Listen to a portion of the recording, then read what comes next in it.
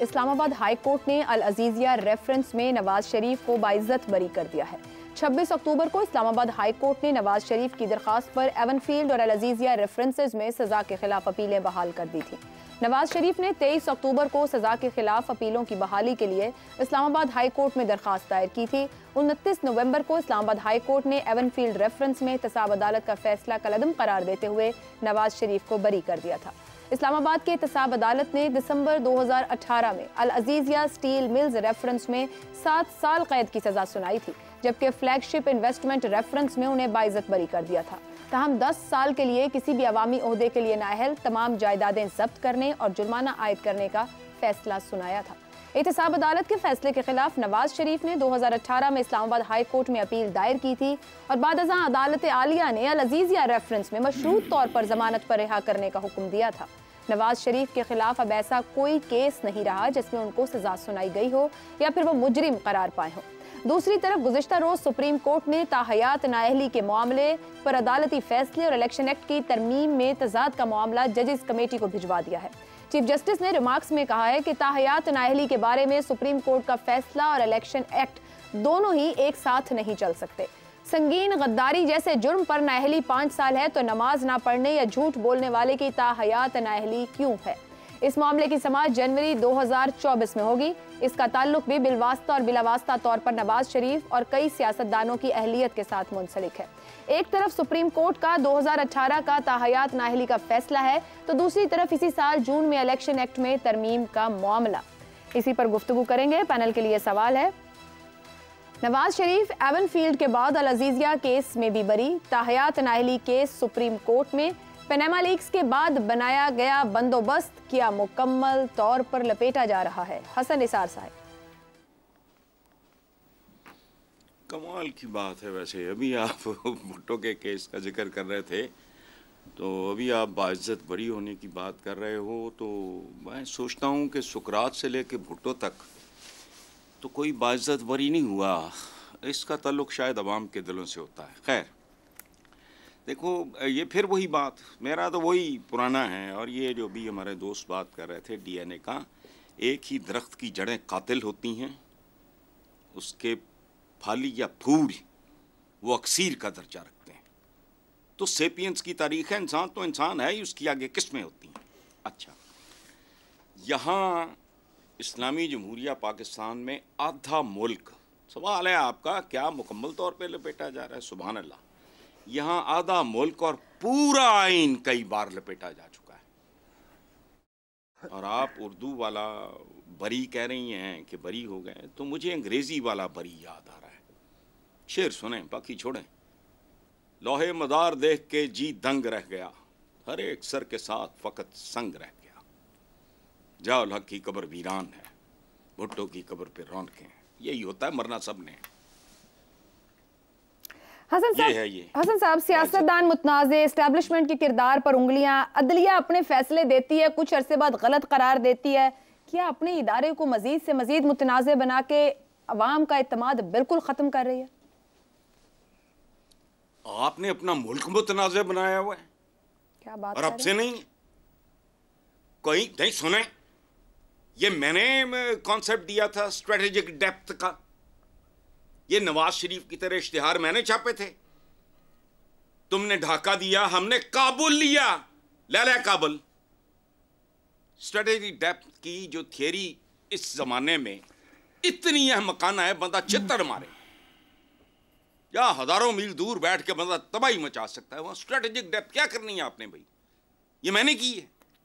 सही। किन नताइज हैं भाई जो हम लोग भुगतते हैं, ऐसी बात नहीं है।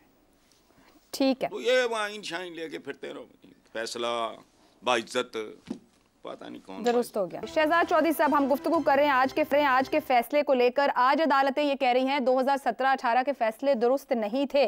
क्या 2028 में ये तो नहीं बताया जाएगा 2023 के फैसले भी गलत थे? एक तो आज मुझे लगता है आप हमसे कम से कम मुझसे तौहीन अदालत जरूर करवाएंगे, अल्लाह रहम करे। और मैं बहुत ही खौफजदा हूँ, मेरे तो पर जलते हैं। मैं पहले पता नहीं क्या क्या बोल गया अपने आपके पहले सवाल के जवाब में, बहुत सारी ऐसी चीज़ें जो मुझे नहीं कहनी चाहिए थी। हमारी अदलिया बहुत मोहतरम है और हमारी अदलिया बहुत ज़बरदस्त मेरे ख्याल में काम भी करती है, और मैं बिल्कुल किसी किस्म की कोई उसके अंदर तौहीन उसकी नहीं कर सकता। ख़ास तौर पर जी जी बिल्कुल, मैं वाज़ेह करना चाहता हूँ कि पता नहीं मैं किस तरह से किस माहौल में ये बातें कर गया, और बिल्कुल उनसे मुअद्दबाना गुजारिश है कि मेरा हरगिज़ कोई ऐसा मकसद नहीं था। दूसरी बात यह है कि ये 70 साल की उम्र या उससे अब ज़्यादा हो गए हम लोग, मैं भी और हसन निसार साहब भी, और वाकई में हमें निसार साहब ने एक बार जो कहा था ना कि 70 साल वालों को निकालो याद से, तो वो बिल्कुल सही मुझे लगता है। अब ऐसे सवालात के साथ जब हम डील करते हैं तो मुझे वाकई में निकाल देना चाहिए, क्योंकि यकीन माने कि मुझे पता नहीं कितना पानी पीना पड़ गया वो पहले सवाल के जवाब देते हुए। शहजाद साहब, कतई कलामी की माजरत, मैं इतना जरूर कहूंगी, आज हम जहां खड़े हैं जितनी भी बात को रोक लिया जाए या ढांप लिया जाए, जिस माहौल जिस जगह आ गए हैं, अब कुछ छुपता नहीं है। जहां इतनी बड़ी आबादी नौजवानों की है जो हर बात पे सवाल करते हैं, जिनके अपने परसेप्शंस मौजूद हैं, तो यकीनी तौर पर इन मामलात और इश्यूज पर बात करना और एड्रेस करना जरूरी है ताकि स्टीम भी निकले इन चीजों को लेकर। बिल्कुल सही बात है। स्टीम अब 70 साल वालों के अंदर बहुत कम रह जाती है कि उनकी भी स्टीम निकालनी पड़ जाती है। असल में मैं आपको बताऊं, जुल्फिकार अली भुट्टो का जिस दिन फांसी दी गई और जिस दिन खबर आई, रेडियो पे खबर आई थी, ये 2 लाइनों वाली खबर थी। तो मैं ऑलरेडी यूनिफॉर्म में, मैं इंस्ट्रक्टर था रिसालपुर में, और हम में से चंद लोग अपने अपने कोनों में जाके उन्होंने 1-2 आंसू भी बहाए थे। तो कहने का मतलब ये है कि ये ज्यादतियाँ, ये जो जुल्म होते हैं ना, ये जो हमारे निज़ाम के अंदर, जो अब निज़ाम के अंदर सरायत कर चुके हैं, चाहे वहाँ से शुरू हुए, चाहे उसके साथ साथ हमारे साथ चलते जा रहे हैं, ये हमारे सामने मुख्तलिफ किस्म के रंग, जिसे रंग कहते हैं, रंग दिखाते जा रहे हैं। अब हमारी उम्र के अंदर पाकिस्तान को जो शक्ल सूरत बन चुकी है और जो बनने जा रही है, इन मामलात की वजह से वो देखी नहीं जाती। यकीन मान ले इस चीज़ को। परेशान कुन हद तक, कम से कम मैं अपनी ज़ात की बात कर सकता हूँ, परेशान कुन हद तक मैं इसके ऊपर परेशान हो जाता हूँ इन चीज़ों को देख के। तो अगर आप मुझसे पूछ रही हैं कि ये तो बंदोबस्त, भाई अगर एक बंदोबस्त ख़त्म हुआ है तो दूसरा शुरू हो जाएगा, दूसरा ख़त्म होगा तो तीसरा शुरू हो जाएगा, तीसरा शुरू। हाँ, अगर आप मुझसे ये पूछना चाहती हैं कि क्या इन बंदोबस्तों को बंद हो जाना चाहिए, हाँ, मुकम्मल तौर पे बंद हो जाना चाहिए। हम पाकिस्तान को उस तरीके से चलाएं जिस तरीके से आम रियासतें, आप हुकूमतें, आम लोग, आम मुल्क चला करते हैं, ताकि हम कोई अपना रास्ता बना पाएँ। शायद हम ही गलत थे, इस वजह से हम यहाँ पहुँचे, मुझे नहीं पता, लेकिन बहरहाल हम जहाँ पे हैं वहाँ पे हैं। मैं इससे ज़्यादा इसके ऊपर और कुछ नहीं। जी बिल्कुल ठीक। इफ्तिखार साहब, वही सवाल आपकी तरफ, क्या आज अदालतें जो कह रही हैं 17-18 के फैसले गलत थे, आज से कुछ साल बाद 2028 में ये तो नहीं सुनेंगे, क्योंकि आज भी एक साबिक वज़ीर आज़म जेल में है, कि 2023 के फैसले गलत थे? मतलब उस वज़ीर आज़म का मुकदमा कानूनी तौर पे चलना चाहिए, असूली तौर पे चलना चाहिए, उसके ख़िलाफ़ कोई ज़्यादती नहीं होनी चाहिए, और प्रोसिक्यूशन को साबित करना चाहिए जिन जुराइम का उसने इर्तिकाब किया। अगर प्रोसिक्यूशन साबित कर सकती तो केस चलाए, वरना केस ना चलाए। आइए अब इधर, आप बार बार एक सवाल करती हो पार्लियामेंट के बारे में, ये मैंने मुसलसल कई महीनों से नोट कर रहा हूँ। पार्लियामेंट जब ताकत पकड़ती है तो उस पार्लियामेंट को नहीं रहने दिया जाता। पाकिस्तान की तारीख़ इन वाक़यात से भरी पड़ी है। जब चार्टर ऑफ डेमोक्रेसी होता है तो उस वक़्त फ़ैसला कर लिया जाता है, जो बंदोबस्त का निज़ाम चलाने वाले हैं वो ये फ़ैसला कर लेते हैं कि इस चार्टर ऑफ डेमोक्रेसी से 2 पॉलिटिकल फोर्सेज अगर इकट्ठी हो गई तो उनका क्या बनेगा। तो तब से वो एक ऐसे आदमी को परवान चढ़ाना शुरू कर देते हैं जिसका नतीजा आपके सामने है। आप अदालतों की बात कर रहे हैं, क्या कभी अदालतों के फ़ैसलों में ऐसे जजेस बनाए गए जो बैठ के देखें कि जो तैयारी की जा रही है मुकदमे की वो सही है नहीं, और उसमें एजेंसियों के आदमियों को भी बिठाया गया, तो उनको अफसोस नहीं हुआ उन जजेस को वो क्या कर रहे हैं, किस कानून के तहत कर रहे हैं। और फिर मैं हैरान हूँ इस बात के ऊपर कि हम उनको सपोर्ट क्यों करते हैं।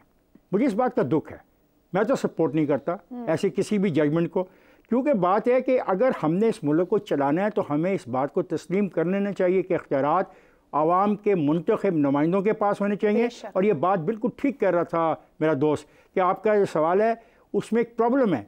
आइन के अंदर जो इनको प्रोटेक्शन दी गई है, इस प्रोटेक्शन को ख़त्म करने के लिए 2/3 चाहिए, और वो 2/3 अब आने का इम्कान नहीं है। और ये उस बात को वो समझ गए हैं और समझते हैं। और ये अभी जो फैसला वो बिल्कुल सही कह रहा है, वो तो 8वीं तरमीम को बर्दाश्त नहीं कर रहे।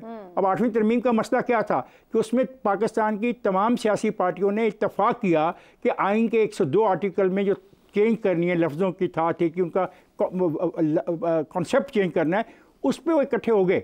लेकिन वहाँ भी उनके सामने रुकावट थी। मेरी खुद बात हुई, हमने जब पूछा कि आपने ज़िया-उल-हक के वो कवानीन जो मौजूद हैं उन पे क्यों नहीं बात की, तो उन्होंने कहा कि हमारे दरमियान खुद भी ज़िया-उल-हक के बनाए हुए कवानीन को ख़त्म करने के हवाले से इख्तलाफ राय पाया जाता था, इसलिए हम उन कवानीन की तरफ नहीं गए। तो फिर मुझे ये बताइए कि ये कोई तीर और तलवार लेके नहीं आते ये जो MP और MNAs होते हैं, ये एक आम किस्म के इंसान होते हैं और गुनाहगार किस्म के इंसान होते हैं, और बकौल आपके ये तो थानेदार के ताबे होते हैं। तो थानेदार के ताबे जिनको आप बोलते रहें, साल हाँ साल बोलते रहें, उनसे ये आप तवक्को करते हैं कि वो बंदोबस्त का निज़ाम करने वालों के साथ जा टकराएंगे, तो ऐसा नहीं होगा। और ना ही मैं इस टकराव का हामी हूँ, ना ही मैं इस टकराव का हामी हूँ। मैं आइन की बालादस्ती, पार्लियामेंट की बालादस्ती, वोटर की बालादस्ती और जमहूरी अमल की बालादस्ती करना चाहता हूँ, ताकि ये ऐसा ना हो कि जब सवाल किया जाए तो पता लगे कि प्रोसिक्यूशन तो केस पेश ही नहीं कर सकती। प्रोसिक्यूशन ने आखिरी फिक्रा, प्रोसिक्यूशन ने कहा हमें तो सुप्रीम कोर्ट ने हुक्म दिया था कि जाओ न्याय में केस ले जाओ।